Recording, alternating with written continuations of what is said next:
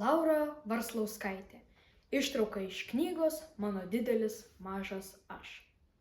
Kaip aš tampu šikšnosparniu. Kaip visada, man gana sunkiai sekasi susikaupti. Ir aš nevalingai imu apžiūrinėti savo kambarį.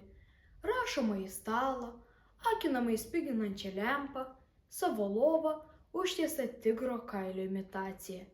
Diplomą ant sienos, kurį pakabinome ir įrėminome, kad vos tik prabudęs galėčiau ten įsmeigti akis. Gražiausias karnavalo kostiumas, rašoma jame.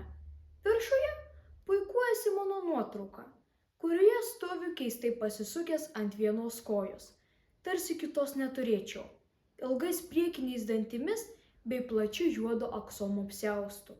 Jis buvo toks baisiai ilgas, kad sušlavė visas aktų salės šiukšles ir vakaro pabaigoje virto pilkai baltu. Grafo Drakulos istorijos mane užbūrė dar lopšyje.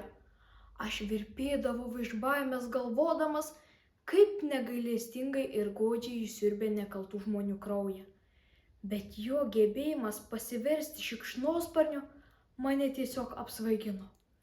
Kartais įsivaizduodavau, kaip mano kūnas apauga švelniais pūkeliais, o besikalantis sparnai šiek tiek braižo nugarą.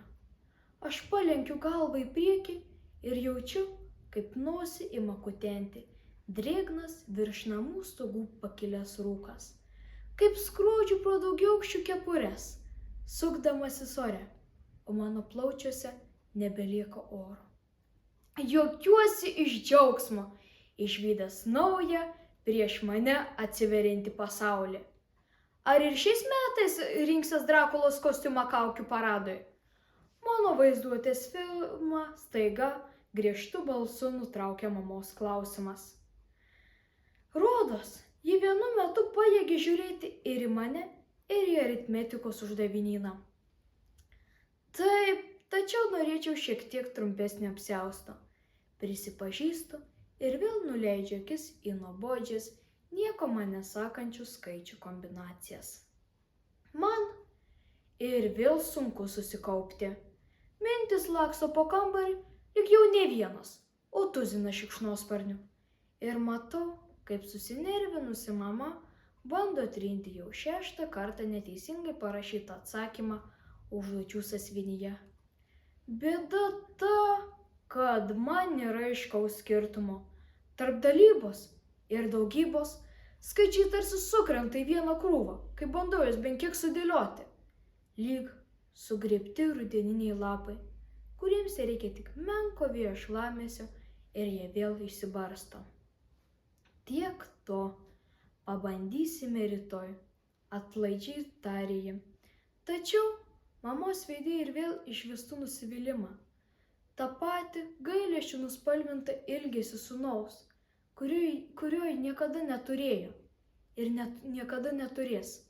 Tokio, kuris galėtų išspręsti ne tik daugybos ir dalybos uždavinius, bet norėtų studijuoti veterinariją arba teisę, lankytų futbolą, tenisą ar bent jau šachmatus, turėtų kokius 3 geriausius draugus, kurie šauktų jį vardu laukdami, kol jis išeis iš laiptinės. Vėliau galbūt merginą, galbūt motorolerį, bent jau dviratį, riedučius, svajones, planus, viską, ko negaliu suteikti aš.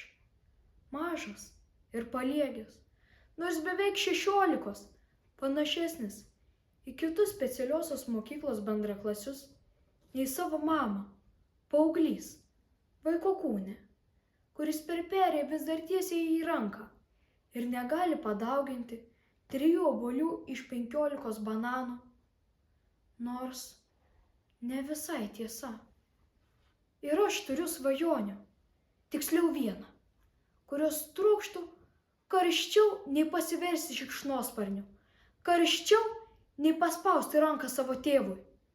Trokštų būti toks kaip visi.